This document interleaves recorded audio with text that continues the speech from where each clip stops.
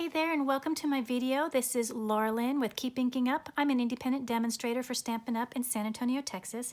And today I wanted to share some information and tips about our blending brushes. If you're not familiar with our blending brushes, they are a wonderful tool for blending and adding some ink to your projects. So I wanted to share some information about them and a few tips about maintaining them and using them. So if you're not familiar with them, you can find them in our 2022-2023 annual catalog here on page 129. They're number 7. Right here's a picture of them.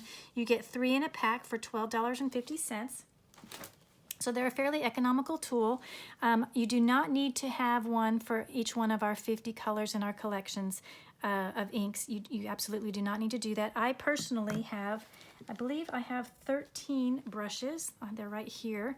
And what I've done is I have one for every type of color.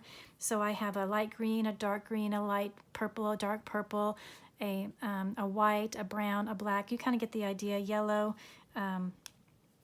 red, pink.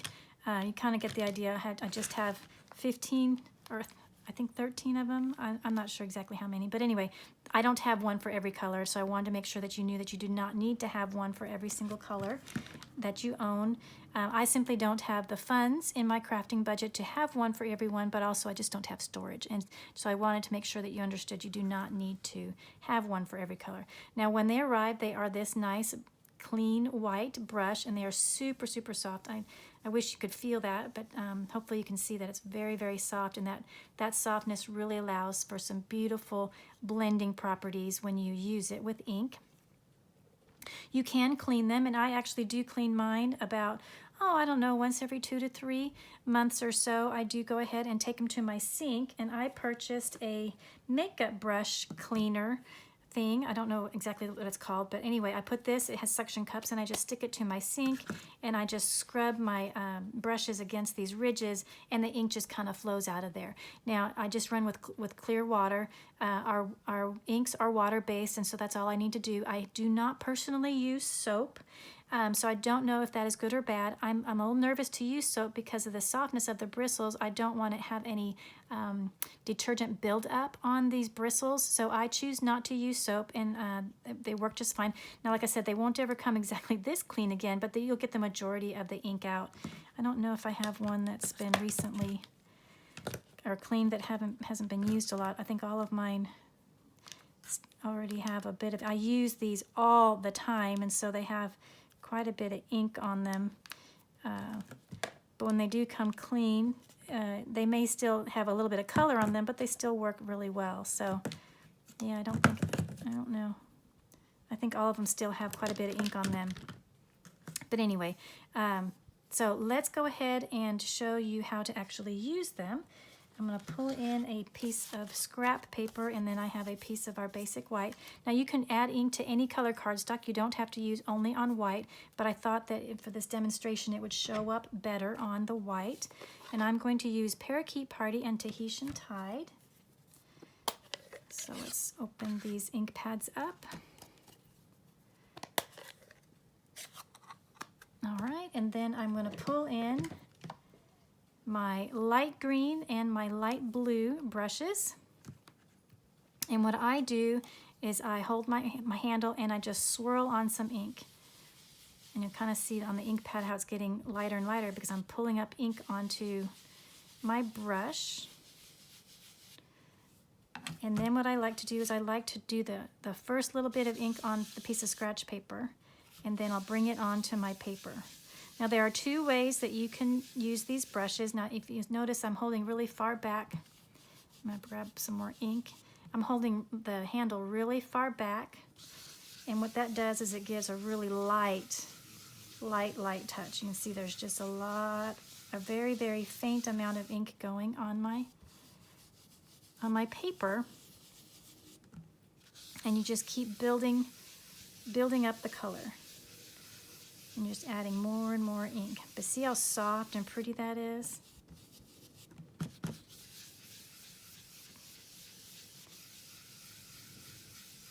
And you just keep swirling it on. I'm going to go about halfway. And then I'm going to get my light green and do the same with the Parakeet Party. That was Tahitian Tide. So I'm going to pull up some ink. And we'll go on the other side.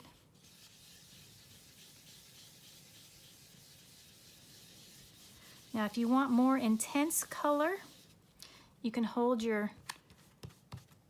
put your finger on the head of the brush, and that will give a little bit more intensity because you have more pressure. So you're going to press the ink into your paper that way. And then you can see how beautifully those blend together. And look at the softness. Hopefully you can see that, how soft and light and pretty that is. It just blends so smoothly. And I think it's because of the softness and the compactness of the bristles. I don't know if you can see that. It's just amazing. They're so beautiful. And it just produces the softest, sweetest blend there. And if you want to add more color, if you feel like you just need more, then you just keep adding more. Now you can't take color away, but you can certainly add to it. And you just can keep darkening, and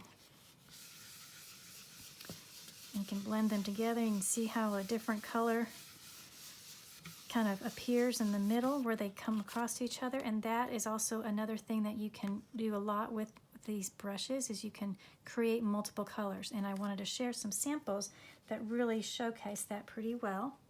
So here's a card that I used with the only colors that I actually used with the blending brushes is Bermuda Bay, Daffodil Delight, and Poppy Parade. But as you can see in here, there's like a little green, looks almost like Granny Apple Green, and there's a little bit of orange in there too. But I only used 3 different colors when I blended them together. I also did use a little bit of Granny Apple Green below my cute little gnome, and then I added some balmy blue on there for some sky. And on the inside, you can see I did the same thing. So I have a strip with this Poppy Parade, the Daffodil Delight, and the Bermuda Bay, but when I blended them together, it created some secondary colors in there. So isn't that pretty? So that's a project where I did some blending. Now you might also notice that there's some little water droplets, and all I did was I sprinkled some water on there and lifted it up with a tissue, and it took away some of the color. So I got some kind of cool splattering look. So that is a fun card using this blending technique with the blending brushes. Another one that I did, a card that I did, I used Parakeet Party, Tahitian Tide, and Starry Sky, and you can see there's again some secondary colors in between those 3, but again only 3 colors on this card.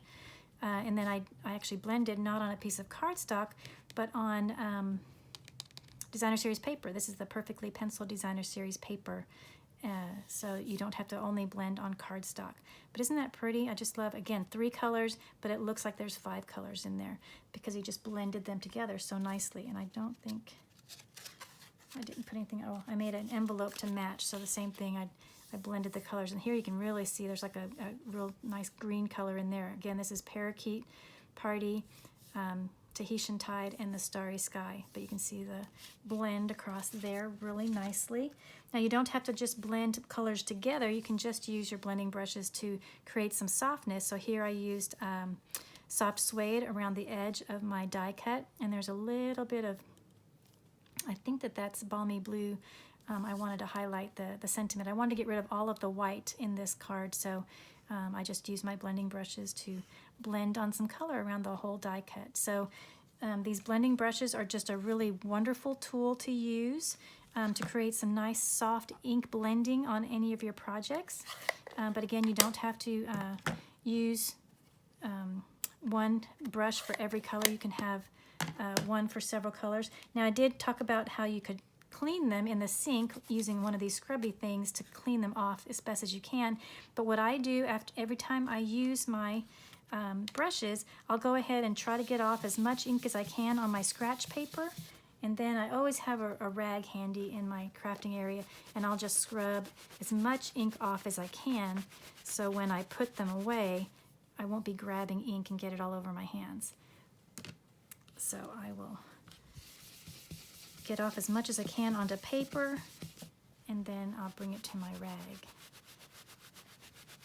and just scrub as much as I can. And then, like I said, every couple of months I'll go ahead and take them to the sink and scrub with the the cleaner that way.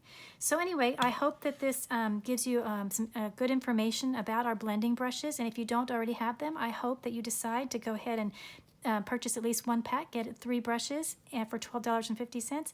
Give them a try. I bet you will absolutely love the effects that you get when you use them on your projects. So thank you so much for joining me today and learning about our blending brushes. I look forward to seeing you in the next video. Bye-bye.